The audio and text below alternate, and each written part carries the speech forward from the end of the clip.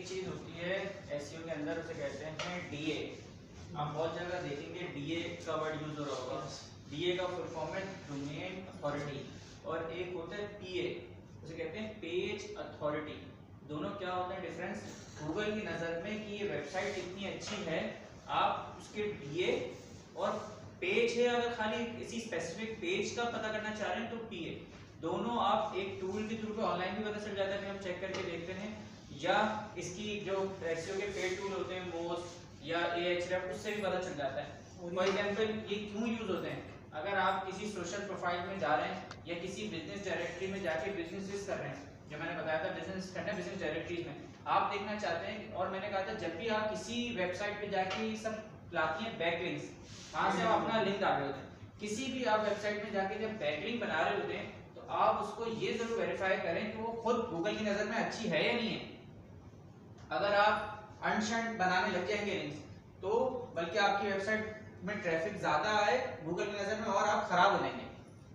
तो ये चीजें आपने देखनी होती हैं, या तो पेज अथॉरिटी देख लें, लेकिन ये कम यूज होता है डोमेन अथॉरिटी देखते हैं कि उसकी डोमेन की अथॉरिटी क्या है, मतलब गूगल की नजर में वो कितनी अच्छी वेबसाइट है। ये लिखा हुआ है score 0 to 100 predicting how well a whole website will rank on Google, created by those tool का नाम है higher DA more likely to rank higher in search result. जितनी अच्छी डीए वाली वेबसाइट पे आप जाके लिंक बनाएंगे उतने ज्यादा चांसेस हैं कि आपकी रैंकिंग में फायदा होगा। अभी हम चेक करते हैं, आप फॉर एग्जांपल डीए 80 प्लस है तो बहुत ज्यादा स्ट्रांग वेबसाइट है। विकिपीडिया, बहुत बड़ी बड़ी वेबसाइट्स हैं, वहां तो लिंक बनाना बहुत मुश्किल होता है, लेकिन कोशिश करनी है कि 20-30 डीए से ऊपर ही वेबसाइट पे आप नहीं बनाएं। इसी तरह सेम होता है पेज अथॉरिटी, वो किसी स्पेसिफिक पेज की होती है, उसे कहते हैं पेज अथॉरिटी पीए, उसमें भी सेम स्कोर होता है। और एक होता है डीए और एक होता है पीए। अब हम किसी वेबसाइट का डीए चेक करते हैं। फॉर एग्जांपल मैं यहाँ लिख लेता हूँ, ये बिजनेस डायरेक्टरी साइट से चेक करना होगा। किसी भी वेबसाइट पे आप लिंक बना रहे हैं ना, तो आप उसका डीए चेक करा करें कि वो खुद कितनी अच्छी वेबसाइट है भी या नहीं। कोई भी आप ऑनलाइन पे जाके देखिए, हम देख लेते हैं किसी कोई ऑनलाइन पे, हम ये खोल लेते हैं पहले सेंसर स्टोरीज का डीए देखते हैं।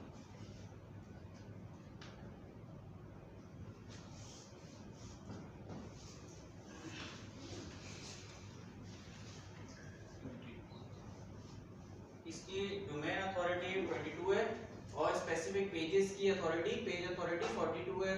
फिर सेमरस अथॉरिटी स्कोर है, क्वालिटी बैकलिंक्स 3%, क्वालिटी बैकलिंक्स कितने सारे हैं। या आप किसी और वेबसाइट से देख लें, डू फॉलो लिंक्स और नो फॉलो का मैं बता दूं, कहीं और डाल के देखते हैं, एएचरेफ पे देख लेते हैं। ये भी एक टूल है, एएचरेफ एसईओ का टूल है।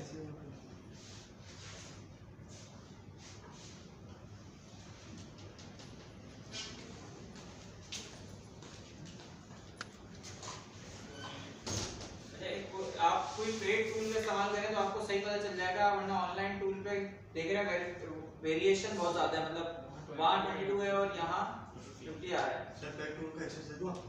हाँ पेड टूल का एक्सेस दे दूं सेंडर किसी मैं मुझे तो चाहिए नहीं होता, अगर किसी को चाहिए तो आपसे या तो राब्ता कर लें या यूज करा करें तो पेड टूल, वो एग्जैक्ट आपको चीजें बता रहा था। या तो सेमरस यूज कर लें या एएचरेफ यूज कर लें, ये टूल बहुत अच्छा है, या मोस्ट यूज कर लें। अच्छा, ये टूल से बहुत ज्यादा फायदे हैं। एक तो आपको ये सारी चीजें देखने को मिल जाती हैं, उसके बैकलिंक्स कितने, उसने टोटल कितने बैकलिंक्स बनाए हैं 1.9 के।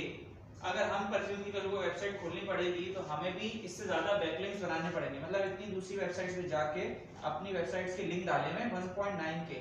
1900 सोशल प्रोफाइल्स। हाँ 1900 सोशल प्रोफाइल्स। हाँ सोशल प्रोफाइल्स नहीं, बहुत सारे इसमें डायरेक्टरीज भी होंगी या और भी सारी चीजें होंगी।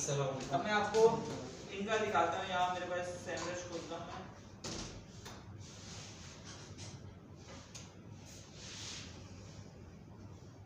एक वेबसाइट है जिसके साथ मैं काम करता हूँ, astro.pk, दिखाया कि मैंने लास्ट में आपको।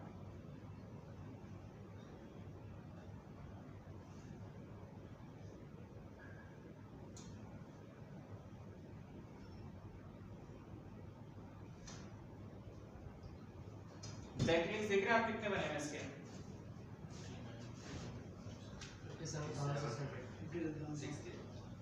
जब ये इतनी बड़ी हैंडबैग्स में, वुमेन हैंडबैग्स में इतनी बड़ी ये वेबसाइट है, लिंक्स देख रहे हैं आप कितने बने हैं, इतनी सारी वेबसाइट से इसको बैकलिंक हुआ है। तो सर ये उधर इतनी सारी साइट्स होती हैं कि 7600 भाई करोड़ों में साइट है भाई, एक छोटी साइट है, करोड़ों में साइट है। और मतलब एक वेबसाइट में 10 प्रोडक्ट पेज के लिंक बने हुए, तो एक वेबसाइट पे 10 लिंक भी बन सकते हैं। टोटल बैकलिंक्स बता रहा हूँ कितने सारे हैं। और डोमेन अथॉरिटी मैंने कहा अगर 20 से ऊपर है तो बहुत ज्यादा अच्छी वेबसाइट है, इसकी अथॉरिटी स्कोर कितना है 33%, मतलब अच्छी वेबसाइट है। अगर फॉर एग्जांपल ये वेबसाइट अगर आपको लिंक दे दे किसी तरीके से तो आपकी रैंकिंग में काफी ज्यादा फायदा हो जाएगा। यानी कि जिस स्टोर पे आप काम कर रहे हैं उनसे अगर ये आपको आपके बारे में कोई ब्लॉग लिखते हैं या आपके बारे में कोई बात लिखते हैं, आपको एक लिंक देते हैं, हाइपरलिंक आपकी वेबसाइट का करते हैं, तो आपको बहुत ज्यादा फायदा होता है ऐसी वेबसाइट से हाइपरलिंक लेने में।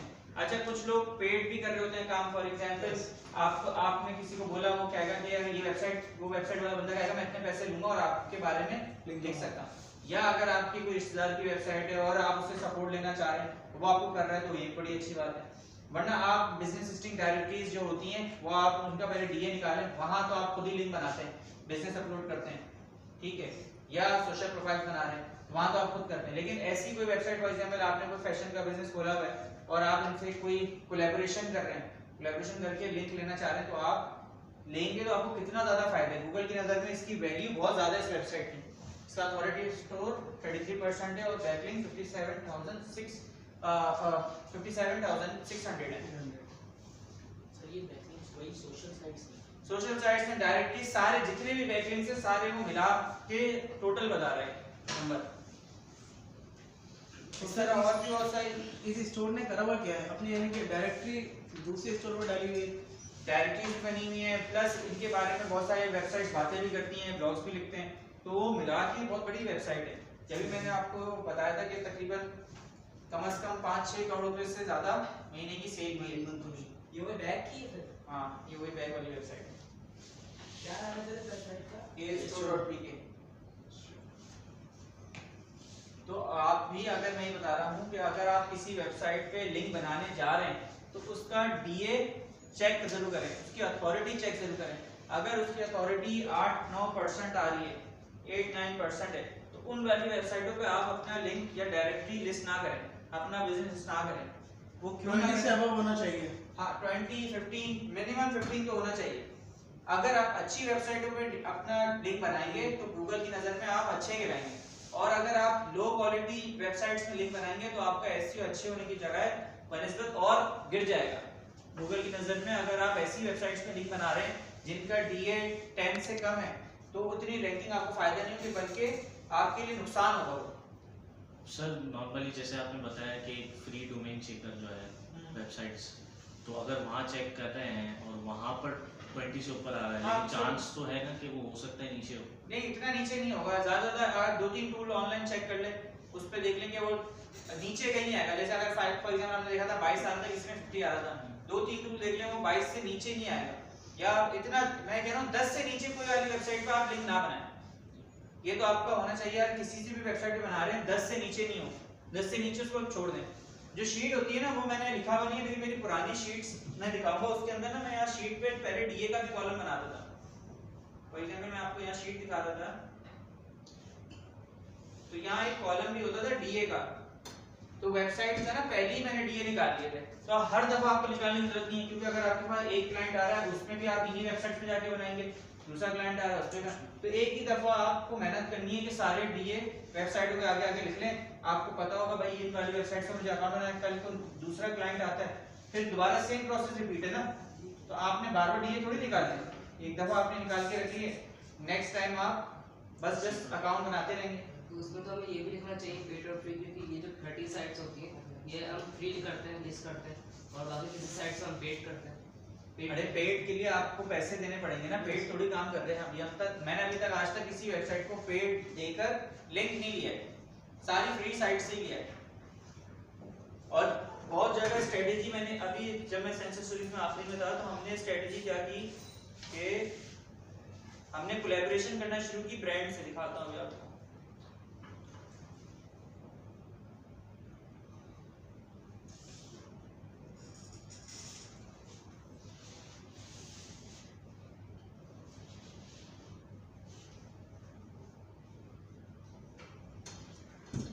मैंने ये स्ट्रेटेजी करी कि मेरे क्लाइंट थे, ये भी उस टाइम पे ये एसएन कलाम के ओनर है और ये सेंसर स्टोरेज के ओनर है।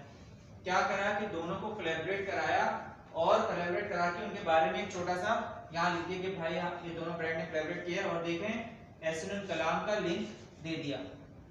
एसएन कलाम लिख के उसी की वेबसाइट पे रिडायरेक्ट कर दिया और सेम काम उनकी वेबसाइट पे भी करा और सेंसर स्टोरेज को रिडायरेक्ट उनकी वेबसाइट पे भी लाखों लोग आ रहे हैं, विजिट कर रहे हैं और इन वाली वेबसाइट में दोनों का म्यूचुअल फायदा हो गया। तो ये कोलैबोरेट आपने करवाया था? हाँ, कोलैबोरेशन कराने से क्या हुआ कि दोनों का फायदा हो गया।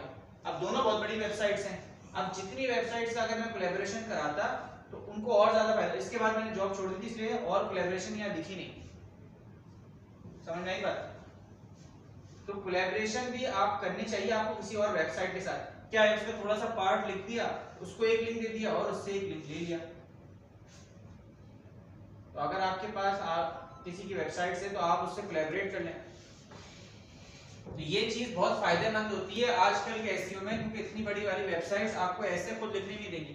क्या सिर्फ एक तस्वीर खिंचवा ली, दोनों को बुला के लंच कर लिया, दोनों का काम हो गया, दोनों को बैकलिंक मिल गया, दोनों को बैकलिंक मिल गया।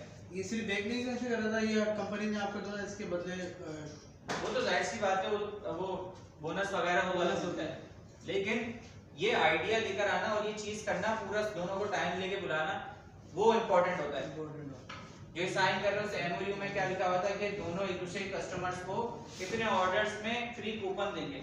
ये हमारे एम्प्लॉयज के लिए 15% डिस्काउंट देंगे, वो हमारे एम्प्लॉयज के लिए 15% डिस्काउंट।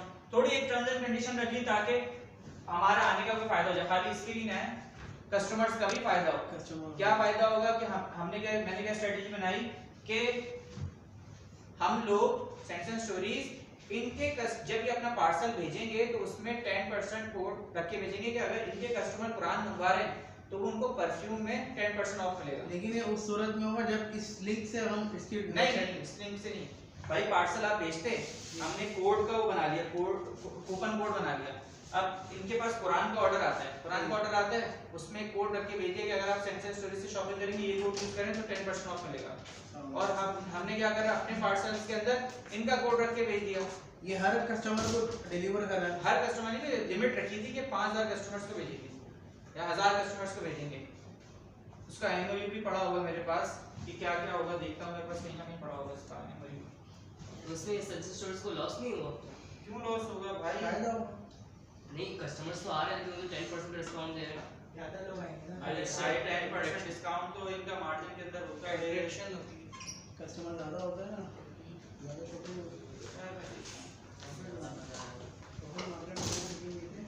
ज्यादा हो जाता है।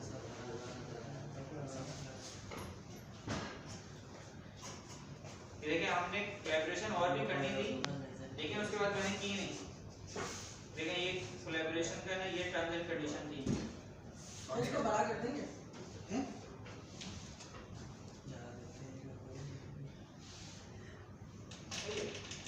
क्या कंडीशन थी कि provide 20% discount to SNP for SNL Kalam employees up to 20k monthly.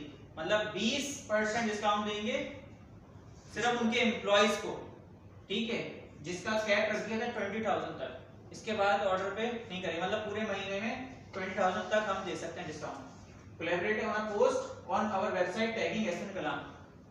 अपनी वेबसाइट में एक उनके लिए लिखेंगे और उसको टैग करेंगे, जो मैंने आपको लिंक दिखा रहा था। Include an SN Kalam voucher code of 10% in each parcel for customers। हर अपने पार्सल में एसएनएल कलाम का एक वाउचर कोड रख के लोगों को भेजेंगे।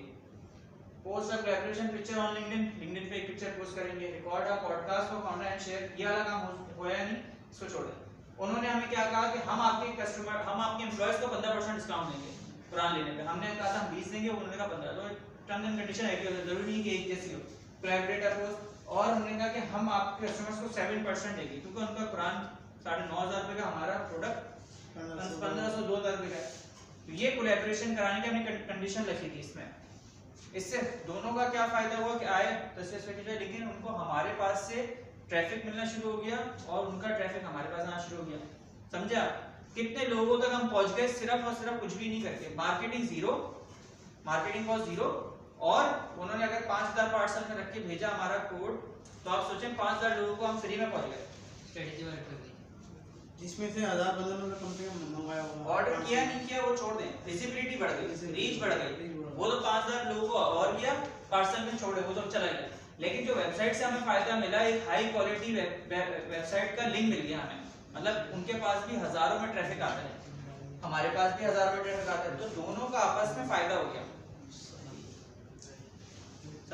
मुझे और कोलैबोरेशन करानी थी, वो कराई नहीं। देखिए यहाँ नीचे बने हुए भी थे सारे, मुझे करानी थी सेबेस्टियन से करानी थी, उनकी सेबेस्टियन उनके दोस्त का फ्रेंड है, मेंडी से करानी थी, खजाने से करानी थी, खजाने से आधा काम हो गया था लेकिन वेबसाइट पे लिखा नहीं गया था, और ए स्टोर से करानी थी। अब सोचें ये जब सेंस स्टोरीज इन 5 बड़ी-बड़ी वेबसाइट से कोलैबोरेट कर ले और मजीद कोलैबोरेशन कर ले इन ऐसी वेबसाइट से, तो उसको बीट करना कितना मुश्किल रहेगा परफ्यूम में।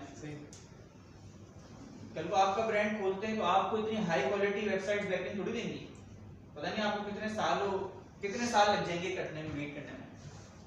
तो ये फायदा होता है जब आप बिजनेस ओन कर रहे होते हैं, या आपकी कोई बिजनेस ओनर दोस्त हो, या कोई ऐसी वेबसाइट्स हो जो आपके लोग चला रहे हो और बड़ी वेबसाइट, आप उनसे रिक्वेस्ट करके हाइपरलिंक ले लें, लेकिन इंडस्ट्री मोर और लेस सिमिलर हो तो ज्यादा अच्छा है। फॉर एग्जांपल अगर इनका कोलैबोरेशन सेबेस्टियन से होता तो ज्यादा अच्छा था, क्योंकि लोग घड़ियां भी यूज करते हैं, परफ्यूम भी यूज करते हैं, ठीक है। कुरान बिल्कुल अलग ही कैटेगरी हो जाती है, लेकिन फिर भी हमने कहा कि चलो कुरान परफ्यूम के साथ कॉम्बिनेशन किसी भी चलो। और अगर हमारे पास क्या कहते हैं ए स्टोर से हो जाता तो ज्यादा अच्छा था, वही बहुत बड़ी वेबसाइट है, प्लस हैंडबैग्स खवातीन ज्यादा यूज करती हैं, वही लोग परफ्यूम भी ज्यादा लगाते हैं। एग्जांपल बता रहा हूं, तो जितनी आपके पास अच्छी वेबसाइट से आपको बैकलिंक मिलेगा उतना आपका ज्यादा फायदा है। ये सब दिखाने का मकसद ये है कि जीरो मार्केटिंग कॉस्ट थी, लेकिन फायदा इसका हमारा कितना ज्यादा था, बहुत ज्यादा, आप उसको मेजर नहीं कर सकते। जब भी कहते हैं कि हाई क्वालिटी वेबसाइट्स पे जाके आप लिंक बनाएं हमेशा, और हाई क्वालिटी वेबसाइट का कैसे पता चलेगा, आप उसका डीए चेक करें, उसकी डोमेन अथॉरिटी कितनी है, गूगल की नजर में वो कितना अच्छा है। तो ऐसी वेबसाइट्स पे लिंक बनाएं जिसकी डोमेन अथॉरिटी अच्छी हो, और एक दफा आप सोशल प्रोफाइल की 100 वेबसाइट्स निकालें। पहले तो आप काम ये करें कि 100 सोशल प्रोफाइल्स बनानी है ना, 100 सोशल प्रोफाइल्स निकालें, शीट में रखें और सबके आगे डीए लिखें उनका, ठीक है। इसी तरह आप 30 बिजनेस लिस्टिंग वेबसाइट बनानी है, 30 बिजनेस लिस्टिंग वेबसाइट जिस कंट्री की बनानी है उसका नाम लिख लें, वेबसाइट उनका डीए लिख लें। एक दफा की मेहनत है, नेक्स्ट टाइम जो भी क्लाइंट आएगा आपको वापस से वेबसाइट निकालने की जरूरत थोड़ी पड़ेगी, उन्हीं वेबसाइट्स में आपने अकाउंट बना लेंगे। रिपीट डीए देख के करें, हां कोलैबोरेशन भी डीए देख के करें, कोलैबोरेशन भी डीए देख के करें भाई। अगर वो अच्छी वेबसाइट नहीं तो आपकी पूरी कोलैबोरेशन का क्या फायदा, आप उसके 1000 पार्सल के अंदर अपना कोड रख के भेजेंगे, आपको कोई फायदा ही नहीं होगा। कोलैबोरेशन के लिए कितने डीए होने चाहिए? मैंने कहा 15 से 20 डीए वाली वेबसाइट के साथ आप कोलैबोरेट करें। कोई भी आप देखेंगे उनके जी डीए क्या होगा? Domain authority. थोड़ा सा लेट आए तो आप इससे पूछ लेगा कि डोमेन अथॉरिटी क्या होती है। डोमेन अथॉरिटी गूगल की नज़र में वो वेबसाइट खुद कितनी अच्छी है उसको चेक करने के लिए डीए चेक करते हैं, उसका डोमेन अथॉरिटी चेक करते हैं। उसको टूल है, उस टूल से हम चेक कर लेते हैं उसका डीए कितना है। यहाँ के सामने आएगा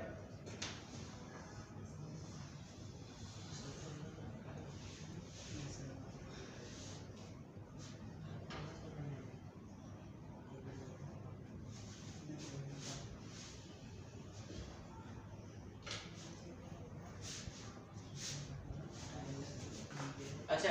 उसके बाद आती है हमारे पास बिजनेस लिस्टिंग के बाद 2-4 और वेबसाइट्स पे हमें काम करना है। एक होता है सोशल बुकमार्किंग वेबसाइट्स, अपने कंटेंट को बुकमार्क करना, ये क्यों जरूरी है इसको हम पढ़ते हैं। अभी हम सर देख रहे हैं सोशल बुकमार्किंग। उसके बाद चौथा जो स्टेप आता है उसे कहते हैं गेस्ट ब्लॉगिंग। ब्लॉग क्या होता है वो भी हम पढ़ेंगे। दो तरह के ब्लॉग, एक होता है गेस्ट ब्लॉगिंग और एक होता है आप ब्लॉगिंग जो अपनी वेबसाइट में लिखते हैं। आपने देखा होगा वेबसाइट में ब्लॉग लिखे होते हैं, आर्टिकल्स लिखे होते हैं, वो तो हम अपनी वेबसाइट में पोस्ट कर रहे होते हैं। कुछ वेबसाइट्स ऐसी होती हैं जहां हम दूसरी जगह वेबसाइट पे जाके अपने बारे में ब्लॉग लिख रहे होते हैं, उसे कहते हैं गेस्ट ब्लॉगिंग। बहुत सारी ब्लॉगिंग की वेबसाइट है जैसे bloggers.com है, medium.com है, और भी बहुत सारी वेबसाइट्स हैं जहां लोग जाके ब्लॉग लिखते हैं। वहां ब्लॉग जाके लिखने को कहते हैं गेस्ट ब्लॉगिंग। और जो अपनी वेबसाइट में लिखते हैं इसको तो हम ब्लॉग्स के नाम से सेक्शन शो करते हैं। ये क्लियर है? इसकी एग्जांपल हम देखेंगे, इसको अभी अक्सर हम आपको बता रहा हूं कि क्या क्या चीजें। उसके बाद आता है फोरम पार्टिसिपेशन। फोरम क्या होता है, जैसे एक फोरम है, अब होता क्या है, फोरम एक बहुत बड़ी मशहूर वेबसाइट है और भी बहुत सारी रेडिट है और बहुत सारे फोरम्स हैं। अब वहां हम क्या करते हैं, फॉर एग्जांपल हमने क्वेश्चन पोस्ट किया किसी अच्छी प्रोफाइल से। कोरा में लोग क्वेश्चन आंसर्स कर रहे होते हैं एक दूसरे से। अब हम क्या करते हैं कि आपने क्वेश्चन पूछ किया कि पाकिस्तान में परफ्यूम्स के कौन से अच्छे ब्रांड हैं, और थोड़े दिन बाद किसी अच्छी प्रोफाइल से जाके खुद ही आंसर दे दिया कि पाकिस्तान में ये परफ्यूम ब्रांड से, लेकिन उसमें सेंस एंड स्टोरी सबसे ज्यादा अच्छा है। समझ में आई बात? लेकिन ये जो चीज करनी होती है ना, आपने एक तो आपका कोरा में अकाउंट जो होना चाहिए उसमें आप लोगों के आंसर क्वेश्चंस कर रहे हैं। ऐसा नहीं कि आपने आज ही अकाउंट बनाया, आज ही क्वेश्चन पोस्ट किया और दूसरा अकाउंट आज ही बना के उससे जवाब दे दिया। नहीं, आपने अपनी प्रोफाइल को मैच्योर करना होता है। जैसे आपका फेसबुक कितने टाइम से बना है, मैच्योर हो गया ना, वैसे ही आपने कोरा का अकाउंट बना के टाइम तक मैच्योर करना होता है कि वहां क्वेश्चन आंसर्स हो रहे होते हैं तो आपने लोगों के जवाब देने होते हैं। और लेजिट प्रोफाइल से जाके क्वेश्चन पूछना है और लेजिट प्रोफाइल से जाके आंसर देना है। जो अभी आपने कहा ना सोशल प्रोफाइल से जाके आंसर दे देना है, ये जरा समझ नहीं आया भाई। देखो, फेसबुक का अकाउंट बनाते हो वैसे ही कोरा एक वेबसाइट है जो डिस्कशन फोरम है जहां आप क्वेश्चन आंसर करते हो। मतलब फॉर एग्जांपल आपको कोई सवाल पूछना है तो आप कोरा पे जाके सवाल पूछोगे, लोग आपके सवाल का आंसर देंगे, ठीक है। उसके लिए अकाउंट बनाना पड़ेगा, उसे कहते हैं प्रोफाइल बनाना। जैसे फेसबुक की प्रोफाइल होती है वैसे कोरा की प्रोफाइल होती है। लेकिन आप सवाल जब पूछें वहां जाके जब आप थोड़ा उसको यूज कर चुके हो, ये नहीं कि आज ही अकाउंट बना के आपने सवाल पोस्ट किया, उसको देखते हैं।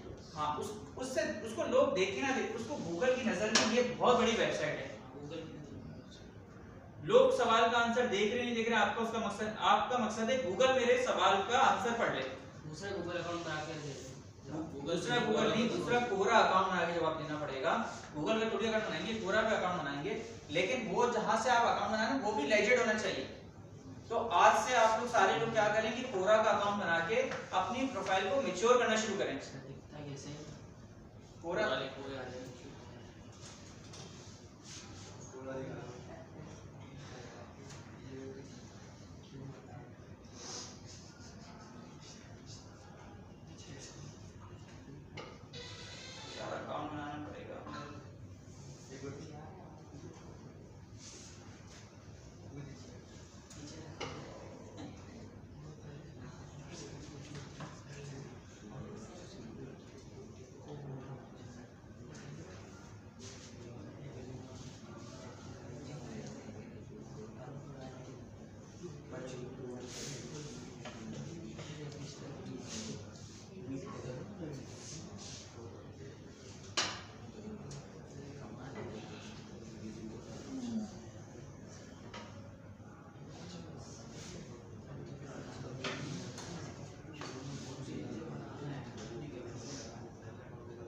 यहाँ जाके आप अपना सवाल लिख सकते हैं। कोरा का अकाउंट इस तरह से दिखता है। आप यहाँ आस्क कर सकते हैं या किसी सवाल का जवाब देना तो आप वो भी दे सकते हैं। टॉपिक भी सर्च कर सकते हैं, कोई आपको अगर किसी का जवाब देना है तो आप वहां से जवाब भी दे सकते हैं। अब देखिए किसी ने एक सवाल पूछा हुआ, देख रहे हैं यहाँ, this is the best fragrance for main, ठीक है। अब आप इस तरह का कोई सवाल पोस्ट कर सकते हैं और देखें कितने लोगों ने उसके आंसर दिए हैं। अगर किसी ने ऐसा सवाल पूछा है तो आप यहाँ जाके उसका आंसर में अपनी वेबसाइट का लिंक दे सकते हैं। फॉर एग्जांपल आप कहें कि आपका प्रोडक्ट है cash 22, cash 22 is the best men's fragrance in Pakistan, तो आप इस तरह कोई जवाब दे दें और उस प्रोडक्ट का हाइपरलिंक जरूर लगाएं। बात समझ में? तो इस तरह से यहाँ क्वेश्चन आंसरिंग होती है, उसे कहते हैं डिस्कशन फोरम्स। ये बहुत तरह एक कोरा है और भी बहुत सारे डिस्कशन फोरम्स होते हैं, वहां आपने जाके ये प्रैक्टिस करनी होती है और उसके लिए लेजिट प्रोफाइल होनी चाहिए आपकी। आप उसको फ्रीक्वेंटली यूज कर रहे हैं, आप फेसबुक फ्रीक्वेंटली यूज करते हैं ना, वैसे आपको ये यूज करनी पड़ेगी। तो इसलिए मैं कह रहा हूँ कि आप लोग सब लोग कोरा का प्रोफाइल आज से बनाएं और उसको मैच्योर करने की कोशिश करते रहें। कल आप लोग एक ग्रुप में से आप किसी को बोलेंगे यार मैं सवाल डाल रहा हूँ, लिंक दूंगा, आप उसका जाके जवाब दे देना, तो आप एक दूसरे की मदद कर सकते होंगे।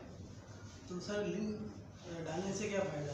क्वेश्चन आंसर तो समझ में आ रहा है। क्वेश्चन आंसर के अंदर लिंक होगा, जब वो ये वेबसाइट भी क्रॉल करता है, उसका जो पेज होगा ना ये पेज बन जाता है, तो गूगल ये क्रॉल करता है। जब क्रॉल करता है तो उस लिंक को भी देखेगा कि ये किस लिंक की बात हो रही है, वो लिंक क्रॉल करेगा, उसको पता चल जाएगा ये वाली वेबसाइट की बात कर रहा है। तो क्या नाम है, मखसूस प्रोडक्ट की देनी है या सवाल देखे ना कौन सा पूछ रहा है भाई। अब देखिए यहाँ ये सवाल पूछा है which is the best fragrance for main, मैं ये थोड़ी बताऊंगा sense and story is the best fragrance for main, मैं नहीं बताऊंगा ना, मैं प्रोडक्ट का नाम बताऊंगा भाई कि कि ये प्रोडक्ट सबसे ज्यादा अच्छी है।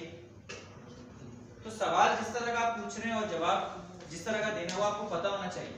तो बहुत तरह के डिस्कशन फोरम्स हैं, लेकिन आज से आप लोग इस पे अकाउंट बनाएं और मैच्योर करें। कल को आप एक दूसरे की हेल्प कर रहे होंगे, वरना होता ये है कि ये अकाउंट मिलते नहीं है, लोग फिर आपसे पैसे लेते हैं कि भाई हम आपके बिहाफ पे सवाल पूछेंगे, आप इतने पैसे दें, या जवाब देंगे आप इतने पैसे दें। इस पे भी ये चीज होती है। हमारे पाकिस्तान में इसको कम इस्तेमाल किया जाता है, लेकिन आप लोग इसको इस्तेमाल करें। इसकी जो क्रेडिबिलिटी है गूगल की नजर में पूरा की बहुत ज्यादा है। इसका डीए क्या होगा तकरीबन अंदाजा? हाँ, डीए क्या होगा? निकाल लेगा इसका, सिखा तो दिया, किसी ऑनलाइन टूल पे जाके निकाल लेगा इसका डीए। सैमरेज तो एक टूल है ना, ये हम डिस्कशन फोरम की बात कर रहे हैं। समझ में आई बात?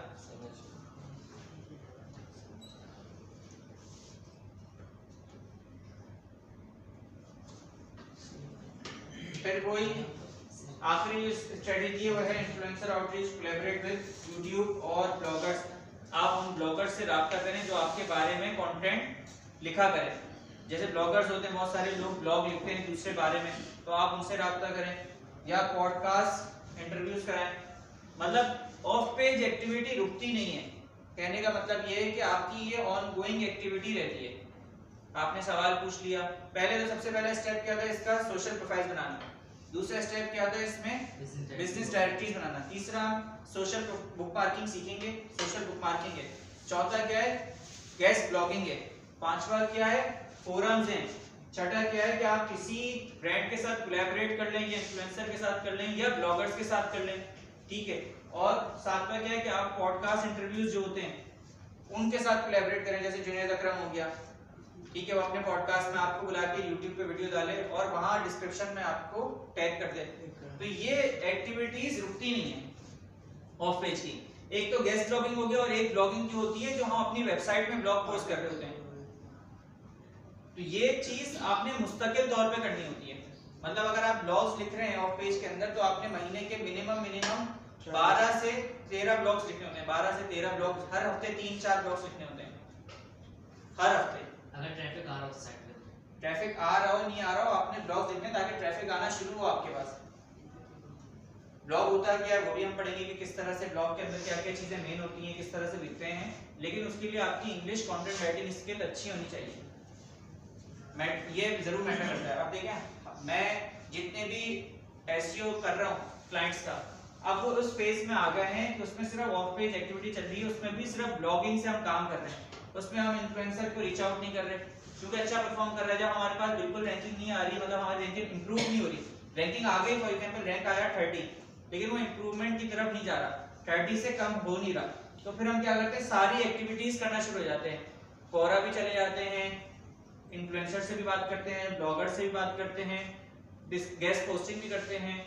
लेकिन अभी जो हमारा फेज चल रहा है, जो मैं इनके लिए काम करता हूँ, उसमें हम 2 चीजें कर रहे हैं। सिर्फ ब्लॉग्स लिख रहे हैं अपनी वेबसाइट में, और गेस्ट ब्लॉगिंग कर रहे हैं, दूसरे की वेबसाइट में जाके ब्लॉग्स लिख रहे हैं। आप खुद ही लिखेंगे या उससे लिखते लिखवाएंगे? नहीं है, उससे लिखवा रहे हैं। अब मैं आपको यहाँ दिखाता हूँ, जो शीट है ना नीचे, ये देखिए अप्रैल ब्लॉग्स। देखिए इसमें ब्लॉग का टाइटल मैंने दे दिया कि भाई अप्रैल के अंदर इन टॉपिक के ऊपर ब्लॉग लिखो। 5 best others for a long lasting impression. ये टॉपिक आप लोग सजेस्ट करते हैं राइटर को कि इस टॉपिक पे ब्लॉग लिखना है। और वो कैसे सजेस्ट करते हैं कि रैंकिंग निकालते हैं पहले, रैंकिंग निकालने के बाद आप देखते हैं कि ये रैंक कर रहा है नहीं कर रहा, कीवर्ड्स वगैरह वही सिलेक्शन करना पड़ेगी मुझे। वही कीवर्ड्स देते हैं जो रैंक नहीं कर रहे होते, फिर आप चाहते हैं उनको इंप्रूव करें। तो अब ओरिएंटल अल्टर रैंक नहीं कर रहा होगा उस टाइम पे, जब भी अप्रैल में उसके बारे में ब्लॉग दिया 5 best oriental alter for long lasting impression, इस पे ब्लॉग लिखना है। मेरे जो ब्लॉग पे जो पेज हाइपरलिंक होगा वो ये वाला पेज करना है, और इसके अंदर पूरी मैंने बात लिखी कि इस ब्लॉग के अंदर क्या क्या चीजें लिखनी, किस कीवर्ड पे क्या टारगेट होगा, पूरी डिस्क्रिप्शन लिखी हुई है, रोमन में लिखी हुई है। अगर आप यहाँ में इस पे क्लिक करके दिखाता हूँ, देखो यहाँ पूरी रोमन में लिखी हुई है।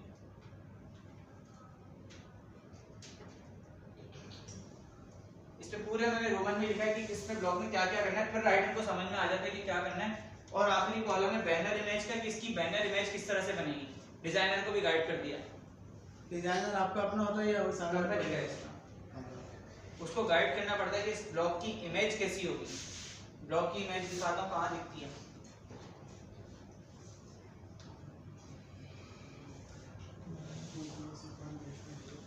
दीदी फिर ब्लॉग सेलेक्ट करने से वेबसाइट स्लो तो वेबसाइट स्लो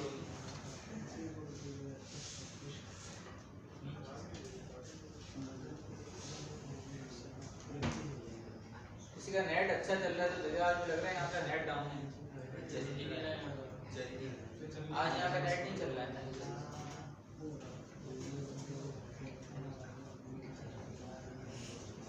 किसी का अपना चल रहा है तो वो दे दें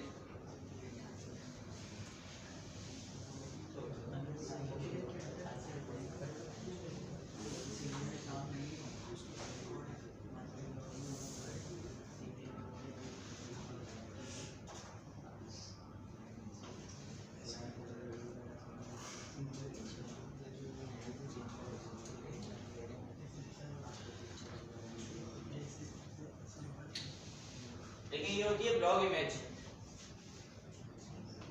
टॉप 10 ओरिएंटल दैट्समैन लाइक प्योर लग्जरी। अब इसको मैंने पूरा बता दिया था मैसेज के अंदर कि मुझे किस तरह का बैनर इमेज चाहिए कि उसमें मेरे इधर सतर्स हो बैकग्राउंड में ऐसा हो तो वो सारी डिस्क्रिप्शन मैं उसको लिख के देता हूँ वो उस हिसाब से अकॉर्डिंगली बैनर रेडी कर देता है और कंटेंट राइटर रेडी कर देता है ये आ जाता है कंटेंट।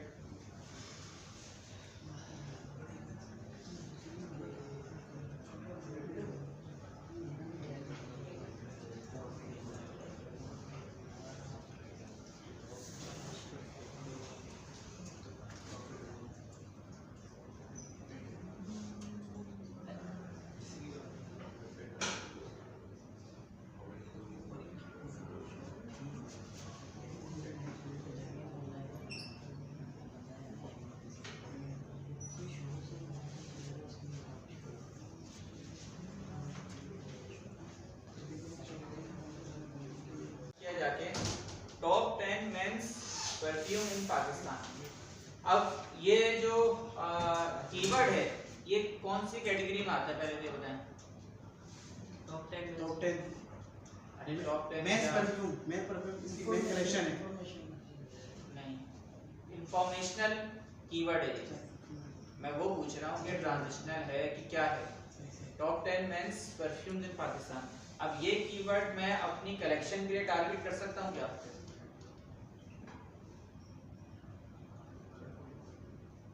बताएं। मेंस सर टॉप 10 तो होते हैं मेंस परफ्यूम इन पाकिस्तान। मैंने क्या लिखा है मैं वो पूछ रहा हूँ। टॉप 10 मेंस परफ्यूम इन पाकिस्तान नहीं लिख सकता। अब मुझे ये कीवर्ड तो कवर करना है, लोग सर्च कर रहे होते तो मैं इसको एज अ ब्लॉग कवर करूंगा, इसके ऊपर ब्लॉग लिख के और इस कीवर्ड को टारगेट करने की कोशिश करूंगा। अब देखिए मैंने ये कीवर्ड लिखा, एक तो गूगल का आंसर आ रहा है जो गूगल पे ही दे रहा है। उसके बाद आप नीचे अगर चलते रहें तो एक वेबसाइट है जिसने बताया shop original 40 best perfume branded 40 best perfume brands for men in Pakistan. फिर एक ही सेंसस स्टोरीज का ब्लॉग आ रहा है top 10 perfume brands in Pakistan. इसको खोलूंगा तो ये ब्लॉग का पेज खुल जाएगा।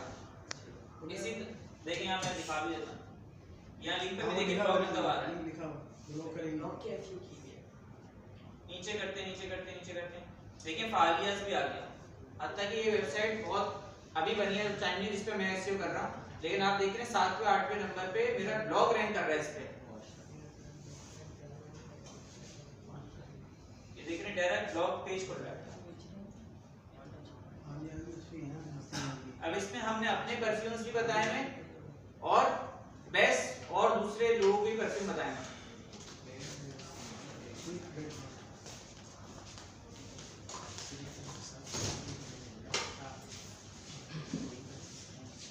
देख रहे हैं तो मेरे इस तरह के मैं बहुत सारे कीवर्ड्स ब्लॉग के थ्रू, इंफॉर्मेशन कीवर्ड ब्लॉग के थ्रू हम टारगेट करते हैं जो ब्लॉग के हमने निकाले हैं। और अगर आपको देखना हो कि कौन से टॉपिक ज्यादा सर्च किए जा रहे हैं तो एक वेबसाइट है आंसर द पब्लिक।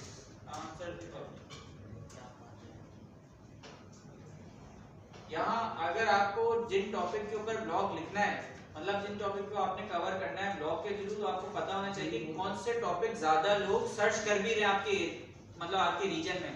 तो यहाँ वेबसाइट पे जाके आप टॉपिक लिखेंगे तो वो बता देगा कि ये इन रिलेटेड सवाल लोग पूछ रहे हैं। सर ये लिंक पर दीजिए ना। हाँ वो ये इंडिया में तो ये एक वेबसाइट है, ये भी आप नोट कर लें कि अगर आपको ब्लॉग के टॉपिक्स पता करने हैं कि कौन से टॉपिक्स आपके रीजन में सर्च किए जा रहे हैं, तो आपने यहाँ जाके उस पर लिखना है, तो यहाँ वो टॉपिक भी बता देगा।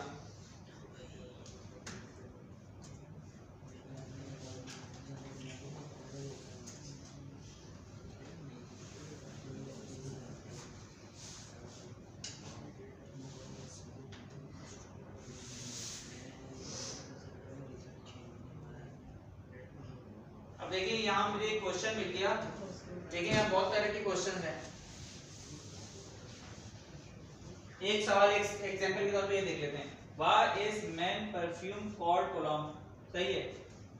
और देख लेते हैं, which men's perfume is more seductive. अब मुझे पता चल गया लोग इस तरह के टॉपिक सर्च कर रहे हैं, इंफॉर्मेशन बेस्ड। लेकिन इस तरह के टॉपिक, अब मैं इन कीवर्ड्स को अपने ब्लॉग में कवर करूंगा और कोशिश करूंगा कि जो ये टॉपिक सर्च कर रहे हैं ना, उनसे जब वो लिखें गूगल पे जाके तो मेरी वेबसाइट ही शो हो। जब मेरी वेबसाइट शो होगी तो हाई चांस है कि वो मेरी वेबसाइट से आके परचेज करेंगे। ये बहुत काम की वेबसाइट है, बहुत बड़ी वेबसाइट है। आपने अगर टॉपिक का पता करना हो तो आप यहाँ से क्वेश्चन देख सकते हैं कि किन टॉपिक्स के ऊपर मुझे ब्लॉग लिखने हैं। सर नहीं बात नोट कर लिया, हटा दो उसको। सर सॉफ्टवेयर का जो ओनर है वो उनकी बहुत बड़ी डिजिटल मार्केटिंग एजेंसी है ना, बहुत बड़ा ब्लॉगर है, ब्लॉगर है ना सर ये? ब्लॉगर नहीं है। Digital marketing. अच्छा, ब्लॉग होता क्या है? A blog is a regularly updated website or section for a website written in an informational journal site to educate, entertain or engage readers. Education perspective भी हो सकता है, कन्वर्सेशनल भी हो सकता है, एंटरटेन भी हो सकता है, एंगेज भी हो सकता है। फॉर एग्जांपल आप जिम की प्रोडक्ट्स बेचते हैं, ठीक है, आप जिम के आपने प्रोडक्ट्स लगाए हैं, तो आपके क्या क्या ब्लॉग के टाइटल हो सकते हैं जो आप कवर करेंगे। एग्जांपल, आपकी वेबसाइट है, जिम प्रोडक्ट्स आप बेचते हैं, ठीक है, जिम प्रोडक्ट्स में क्या क्या होता है? बेस्ट प्रोटीन्स होते हैं और प्रोटीन बार्स होते हैं, और क्या क्या होता है? प्रोटीन शेक चलो बेचना शुरू कर दिया हमने, और जिम बैंड होता है। ये तो हो गए प्रोडक्ट्स। अब आपने ब्लॉग्स भी लिखने हैं ताकि आप ब्लॉग्स के थ्रू ट्रैफिक लेकर आए। ब्लॉग इसलिए भी यूज होता है कि आपका ट्रैफिक ज्यादा हो। कीवर्ड्स के लिए तो होता ही है कि कीवर्ड्स आपको ज्यादा मिल जाएंगे उसमें, लेकिन आपका ब्लॉग्स लिखने से ट्रैफिक ज्यादा। अब आप बताएं कि आप किन टॉपिक्स के ऊपर ब्लॉग लिखेंगे। देखेंगे तो कौन सी सर्चेस हो रही है, रिलेटेड लिखेंगे। एक तो आप लिखेंगे कि how to lose weight in 15 days, example के तौर पे, ताकि बंदा वो देखे और आपका जिम के प्रोडक्ट्स भी साथ साथ देखता रहे। लेकिन आपका ट्रैफिक किसी से इंक्रीज होगा इसी टॉपिक को लिखने से। और how to gain muscle in 1 month. हाँ, मसल्स के बारे में आपने एजुकेट शुरू कर दिया। और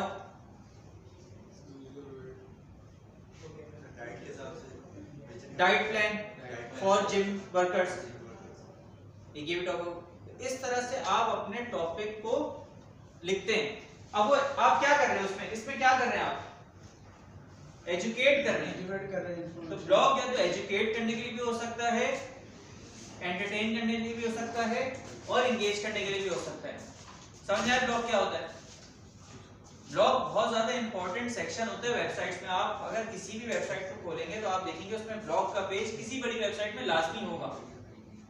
हम वो पढ़ते नहीं है, हमारी कॉम ऐसी नहीं है कि ब्लॉग्स जाके पढ़े पूरे बैठ बैठ के, लेकिन गूगल की नजर में उसकी वैल्यू ज्यादा है।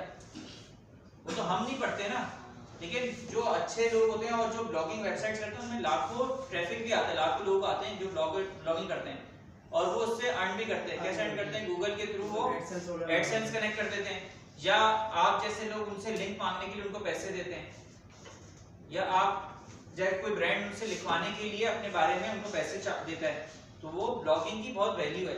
ब्लॉग होता है क्या, वो मैं आपको बता रहा था। अब पर्सनल ब्लॉग क्या हो सकते हैं? ट्रैवल डायरीज या ओपिनियन भी हो सकते हैं कि आपका क्या ओपिनियन है। अगर आप पर्सनल ब्लॉग लिख रहे हैं, अपनी पर्सनल कोई वेबसाइट है, basis of brand updates, tutorials, ठीक है। अगर मैं शॉपिफाई पढ़ाता हूं तो मैं शॉपिफाई के ऊपर ब्लॉग लिखना शुरू कर सकता हूं। या मैं एसईओ पढ़ा रहा हूं तो how to rank your website in 4 months 6 months, what is on page SEO, what is off page SEO. तो ये मेरे टाइटल्स हो सकते हैं ब्लॉग टाइटल जिसपे मैं एजुकेट कर रहा हूं, तो वो ट्यूटोरियल वाइज भी हो सकते हैं। नीश और focus topics like back health, example a food blog sharing recipes, restaurant reviews and cooking tips. अगर फूड का कोई जिसका बिजनेस है तो वो क्या किन किन चीजों पे ब्लॉग लिखेगा, रेसिपीज पे लिख सकता है, कुकिंग टिप्स पे लिख सकता है और रिव्यूज पे लिख सकता है। अच्छा, आपको blog post, how to write a blog post. Blog post देखने के लिए आप दो टूल का इस्तेमाल कर सकते हैं और भी बहुत सारे होंगे। एक है गूगल ट्रेंड्स पे आप देख लें कि उस प्रोडक्ट का या उस नीश का ट्रेंड चल रहा है नहीं चल रहा, गूगल ट्रेंड पे देख सकते हैं। या मैंने आपको इस वाले वेबसाइट पे बताया आंसर द पब्लिक, हमें मेंस परफ्यूम पे ब्लॉग लिखना था, टॉपिक समझ नहीं आता किस टॉपिक पे लिखें, तो हमने आंसर द पब्लिक पे जाके सिर्फ लिखा मेंस परफ्यूम, हमारे पास टॉपिक आ गए वो जिनको लोग सर्च कर रहे हैं। तो आपने ब्लॉग उन्हीं टॉपिक्स पे पहले लिखना है जिसको लोग ज्यादा सर्च कर रहे हैं। अपनी लोकेशन से लिखना है, यानी कि जैसे पाकिस्तान है, पाकिस्तान में वहाँ पाकिस्तान खुद ब खुद आ जाएगा जब आपका रीजन होगा ना, रीजन तो वो आप उसको चेंज भी कर सकते हैं पाकिस्तान। अगर आप किसी और कंट्री का एसईओ कर रहे हैं तो उस कंट्री के हिसाब से लिखेंगे। ये नहीं है कि आप एसईओ कर रहे हैं यूके में और ब्लॉग टाइटल सर्च कर रहे हैं पाकिस्तान में, तो डिफरेंस आएगा। एग्जांपल देखें, how to lose weight without gym, keyword research, target long period के exam, best weight lose diet for busy women. Keyword planner जो हमने देखा था कौन से लेकिन आपने पहले ही कीवर्ड निकाली है तो आपको ये प्रोसेस बार-बार रिपीट करने की जरूरत नहीं पड़ेगी। आपने जो कीवर्ड निकाले हैं उसी से आपको ब्लॉग टाइटल मिल जाएंगे, मतलब ब्लॉग के क्वेश्चन मिल जाएंगे, आपने जाके रखना है, आपको क्वेश्चंस खुद ब खुद मिल जाएंगे। या चाहते हैं कि और कीवर्ड रिसर्च करना तो आप कर सकते हैं। अच्छा, स्ट्रक्चर योर कंटेंट, इसमें किस तरह से लिखना है कि इसमें भी एक H1 हेडिंग होती है, ब्लॉग में भी एक ही H1 हेडिंग होगी। ये नहीं है कि आप बार-बार ज्यादा H1 हेडिंग यूज करें, ब्लॉग के अंदर भी एक ही H1 लिखते हैं और जब पेज का कंटेंट लिखते हैं तो उसमें भी एक ही H1 लिखते हैं। H2 H3 सब हेडिंग ज्यादा हो सकती हैं, 5 6 7 8 भी हो सकती हैं। शॉर्ट पैराग्राफ हो 2-3 सेंटेंस के, बुलेट पॉइंट्स फॉर रीडेबिलिटी। अब मैं एक ब्लॉग खोल के दिखाता हूं ताकि आपको आईडिया भी हो जाए कि ब्लॉग में किस तरह से लिखा हुआ हमने।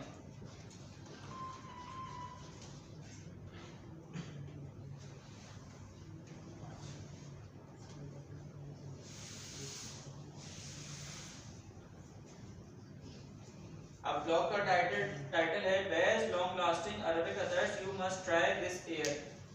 अब पहले तो उसने बताया होगा अरेबिक अदर्स क्या है, फिर टेबल दे दिया। टेबल देने से आसानी हो गई कि मैं ब्लॉग पढ़ने से पहले ही मुझे पता चल जाएगा यार ये परफ्यूम है, इतनी प्राइस के हैं।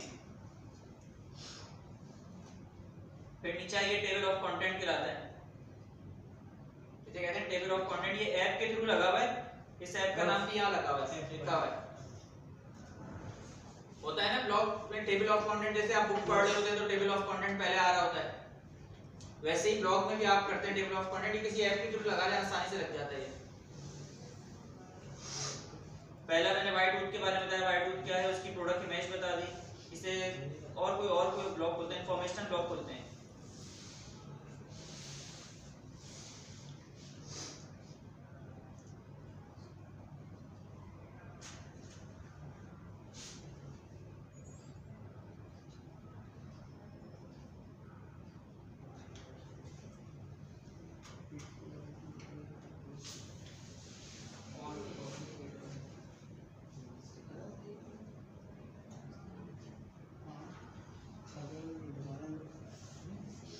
देखिए इसमें क्या ब्लॉग टाइटल है, how citrus others help you stay fresh and energetic all day. Informational blog है। अब ब्लॉग का राइटिंग स्टाइल दिखा रहा हूं, देखिए छोटे-छोटे पैराग्राफ लिखे हैं। शुरू की 2 लाइनें बाद व्हाट इज सिट्रस अदर्स, 3 लाइनों के बाद पैराग्राफ चेंज, फिर 2-2 लाइनों के पैराग्राफ, फिर बुलेट पॉइंट्स। रीडेबिलिटी को बरकरार रखने के लिए इस तरह से हम ब्लॉग्स लिखते हैं। जैसे हम कंटेंट लिखते हैं पेज के अंदर, जो मैंने बताया था कि सीधे-सीधे आपने पैराग्राफ नहीं लिखने हैं, बुलेट पॉइंट्स, टेबल या इस तरह के आपने छोटे-छोटे सेंटेंसेस लिखने हैं ताकि जो रीडर है उसको पढ़ने में अच्छा भी दिखे। और इसके अंदर हम अपनी कलेक्शन को टारगेट कर रहे हैं। देखिए फाइनल वर्ड्स या कंक्लूजन कह लें, फाइनल वर्ड्स कह लें या रैप अप कह लें, आप बहुत सारी जगह पे देखेंगे इस तरह से लिखा होगा। कंक्लूजन की जगह फाइनल वर्ड्स लिखा होगा जो हेडिंग करेंगे, या रैप अप लिखा हुआ होगा, या कंक्लूजन लिखा होगा, और हमने आखिरी में अपनी ही कलेक्शन को हाइपरलिंक किया हुआ है। अगर आप पहली लाइन में देखें तो सिट्रा सदर हाइपरलिंक है। ब्लॉग किस चीज के ऊपर था? सिट्रा सदर। वापस सिखाया हाउ सिट्रा सदर can help you stay fresh and energetic all day. पूरे हमने ब्लॉग बताया सिट्रा सदर क्या होते हैं, कब कब यूज किए जाते हैं, और एंड में उसी को प्रमोट किया हुआ है उसका लिंक लगा के।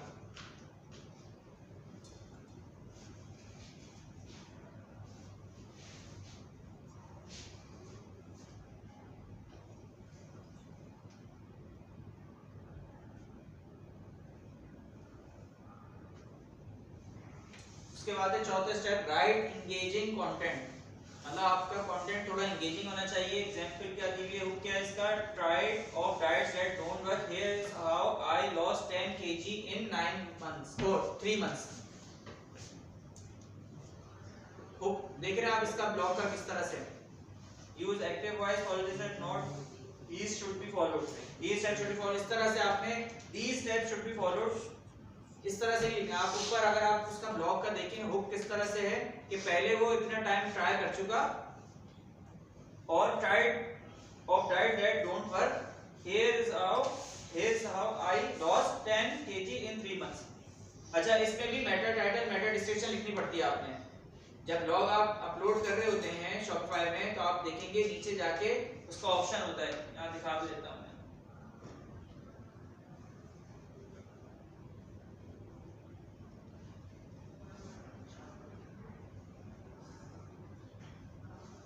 एड ब्लॉग पोस्ट पे गए,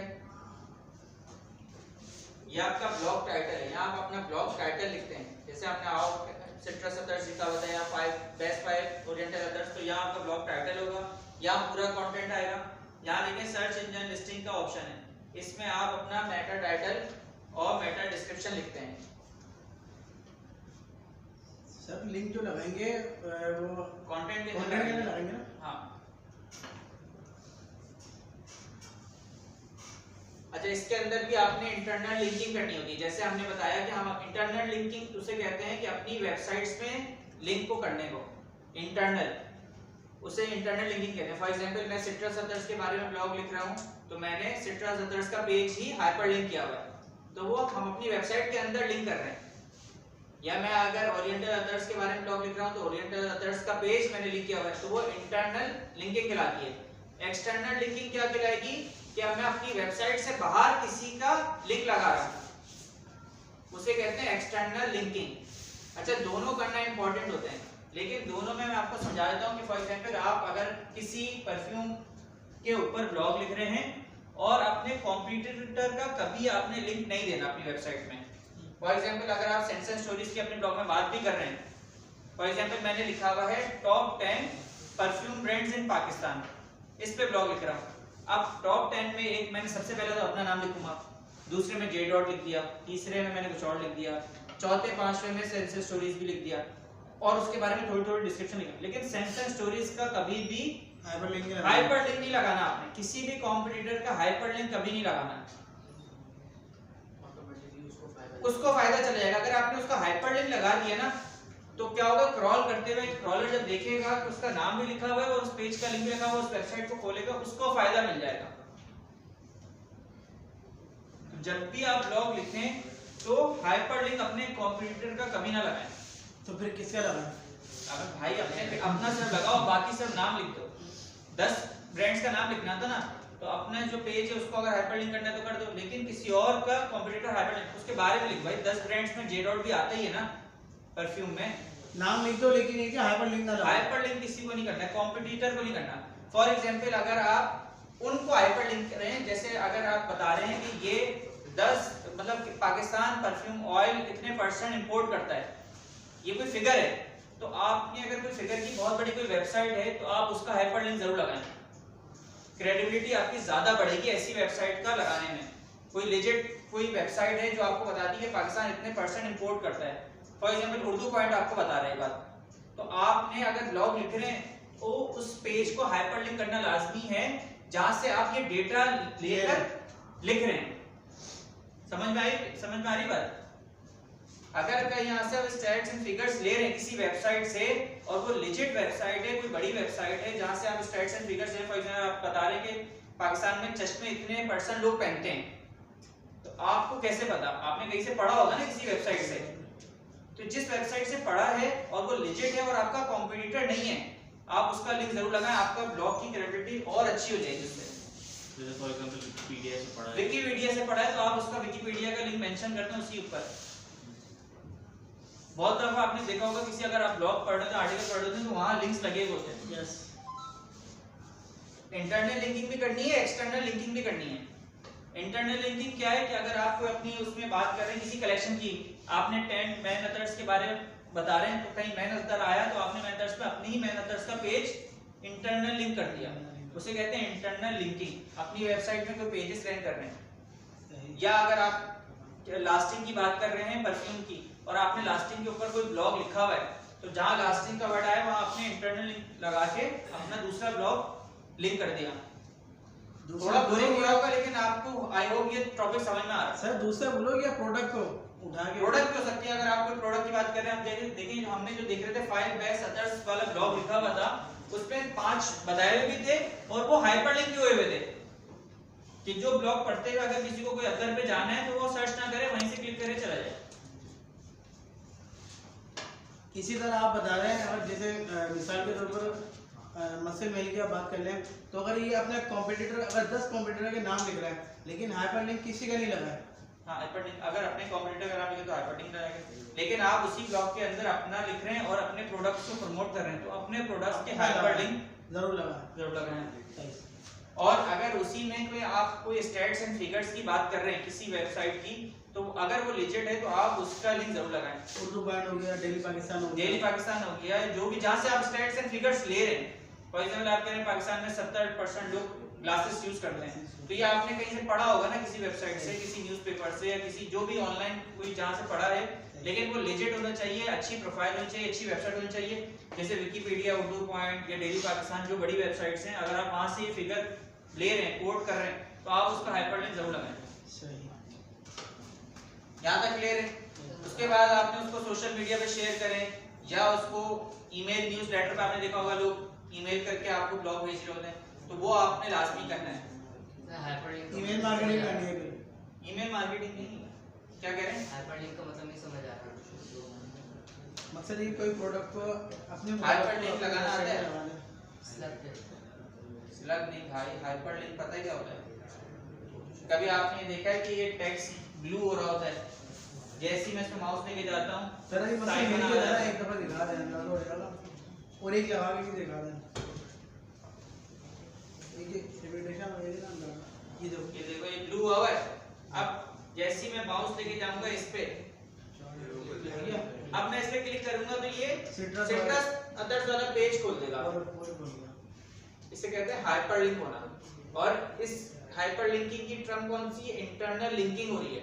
इंटरनल लिंक मैं अपने ही ब्लॉग से चला गया और अगर मैं किसी और वेबसाइट पे जाता तो वो कहलाता है एक्सटर्नल लिंकिंग। जैसे आपने अभी एसएम कलाम का और सेंटर स्टोरी से दिखाया था, हाँ, क्या ये लगाते कैसे? ये बता देंगे वो भी सिखा देता हूँ यार, ये मैंने बताया हुआ और ये तो सर बताया आपने, कंटेंट में जाके लिखना है, ऊपर भी लिंक ये ऑप्शन आ बताया गया। क्या मैं लिखते ऐसे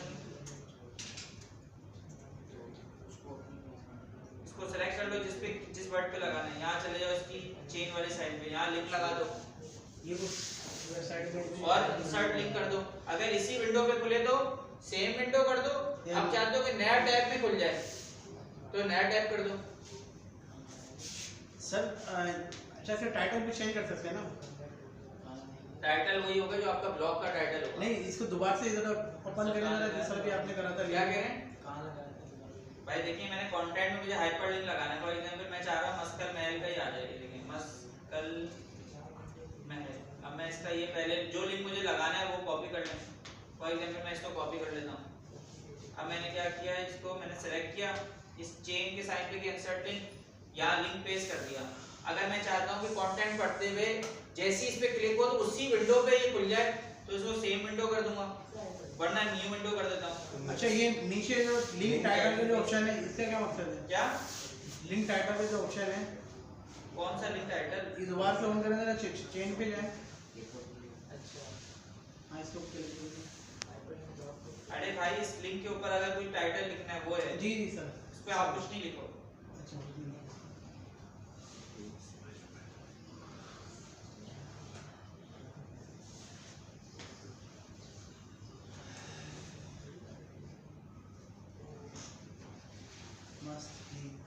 आगे अब जैसे मैं क्लिक करूंगा, मैंने न्यू विंडो करा तो देखिए वो नया टैब में खोल के खुल गया।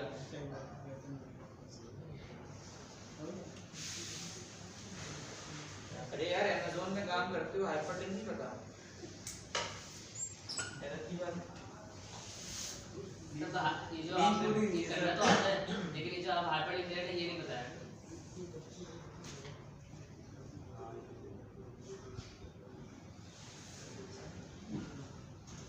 अच्छा देखिए ये ब्लॉग का आपको मैंने पूरा पढ़ा दिया, ब्लॉग होता क्या है, उसमें क्या क्या चीज जरूरी होती है। अच्छा ब्लॉग लिखते हुए एक एल्गोरिथम है जो गूगल का है, उसको आपने फॉलो करना होता है। ये ज्यादा इस एल्गोरिथम की वजह से आपका पूरा ब्लॉग, अगर आप ये एल्गोरिथम को फॉलो नहीं करेंगे तो आपकी ब्लॉग की रैंकिंग नहीं होगी कभी भी। ये एल्गोरिथम थोड़ी लेटेस्ट अपडेट अभी जो आई है उसमें आया है, इसे कहते हैं गूगल ईट एल्गोरिथम। ईट इसका टेस्ट पे जब आप कोई टेस्ट देंगे अभी यहाँ शॉर्ट का, उसमें भी मैंने इसका सवाल पूछा है स्टूडेंट से। ईट से क्या है? एक्सपीरियंस, एक्सपर्टीज, अथॉरिटेटिवनेस, ट्रस्टवर्दीनेस, 4 चीजें। देखिए आपको किसी चीज का एक्सपीरियंस है, अगर आप कहें मेरे पास शॉपिफाई का एक्सपीरियंस है या एसईओ का एक्सपीरियंस है, जरूरी नहीं है कि आपकी उस एक फील्ड में एक्सपर्टीज भी हो। अगर मैं कहूं मेरा सॉफ्टवेयर इंजीनियरिंग का एक्सपीरियंस है, सॉफ्टवेयर इंजीनियरिंग में तो बहुत सारी चीजें आ जाती हैं, लेकिन इसमें एक्सपर्ट तो एक ही चीज का होगा ना। इसमें एग्जांपल देखिए नीचे समझाया। अथॉरिटी कहते हैं कि आपकी डोमेन अथॉरिटी या वेबसाइट की अथॉरिटी कितनी है, और ट्रस्ट भी लोग उस पर कितना ट्रस्ट कर रहे हैं उस इंफॉर्मेशन के ऊपर।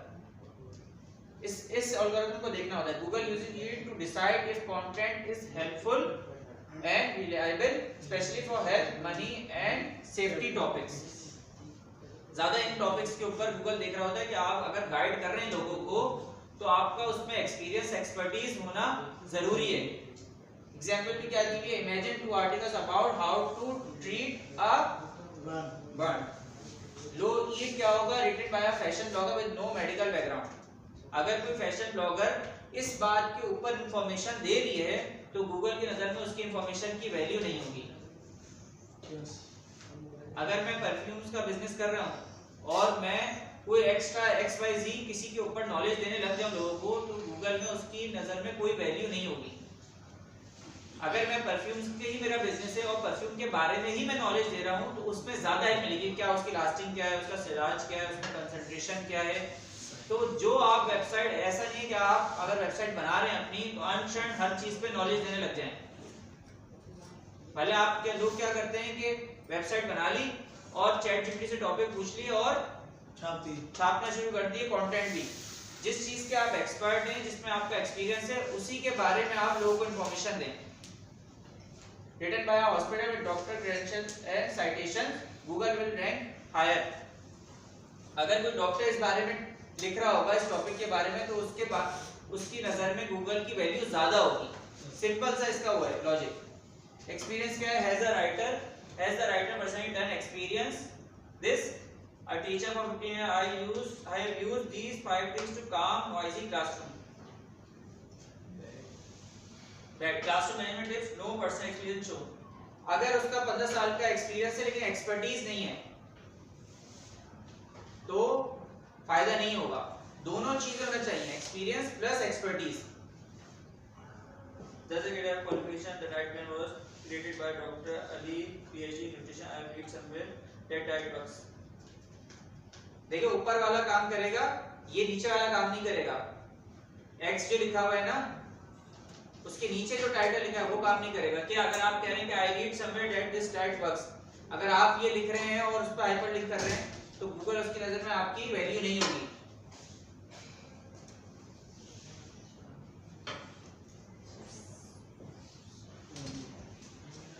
अगर कोई हार्वर्ड मेडिकल स्टूडेंट का आर्टिकल है ऑन हार्ट हेल्थ तो उसकी ज्यादा वैल्यू होगी। और अगर आप किसी रैंडम फोरम पे जाके इसके बारे में लिखना शुरू कर देंगे तो उसकी वैल्यू नहीं होगी। सिंपल चीज है।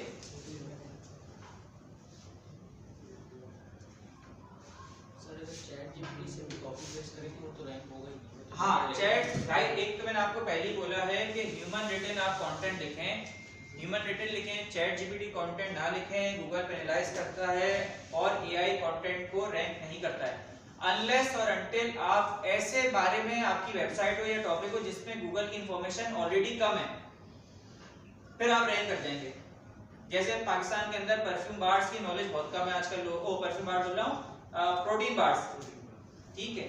या अगर आप कोई और ऐसा टॉपिक बताएं जिसको आप समझते हैं कि बहुत यूनिक है, स्वीट पोटैटो चिप्स उसकी होगी मेरे लिहाज से नहीं है, नहीं होगी। अगर आपने पढ़ा है उसके बारे में, देखा है कि उसके बारे में कुछ ज्यादा कंटेंट नहीं मिल रहा और आप चैट जीपीटी से कंटेंट लिख रहे हैं, उसकी वेबसाइट बनाई है, उस पर ब्लॉग लिख रहे हैं आप, तो हाई चांस है आप आराम से रैंक कर देंगे।